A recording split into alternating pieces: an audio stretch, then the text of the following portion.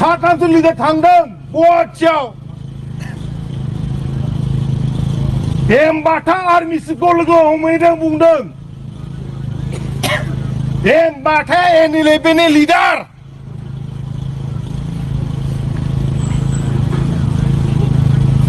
बे Nlfbनि army chief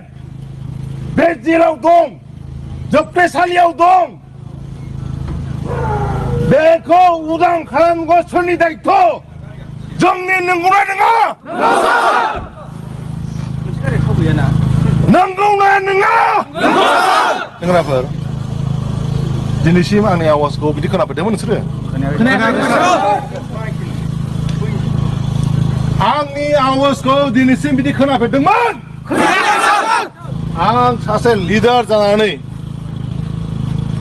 आफादनि आफादगिरि जानानै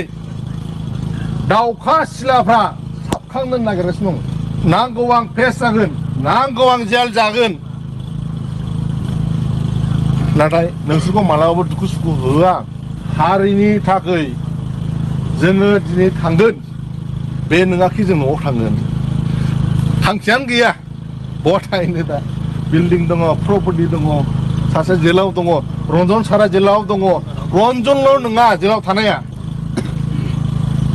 जोंखौ ओरैबायदि नासयदों ओरैबायदि नासयबाय सासेबो दा बेल जाया एनआइनिफ्राय जोङो साफा साफा जोहोलाव हारिनि मावनायाव समाव जिउ बावनांगौ जायो दानि मुहुर्त टाइमाव नाथाय जिउ बावनाङा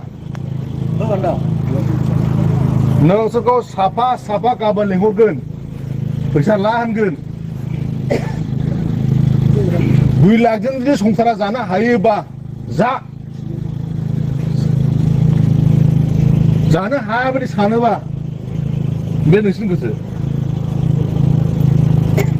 आङो बुंगोन 2 लाख थाखाजों नोंसोर मानसि जानो हागोन 2 लाख थाखाजों नोंसोर मानसि जानो हागोन नोंसोर गासैबो साफा साफा रन्जन दैमारि बायदि मानसि जानांगोन गाबोन आसयगोन न'आव थांगोन हिनजावफोरखौ बुंहैगोन गथ'फोरखौ बुंगोन फैसा ला मावनानै जा मा खालामो नोंसोरो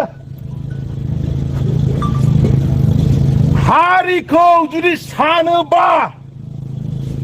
जातिखौ जुदि सानोबा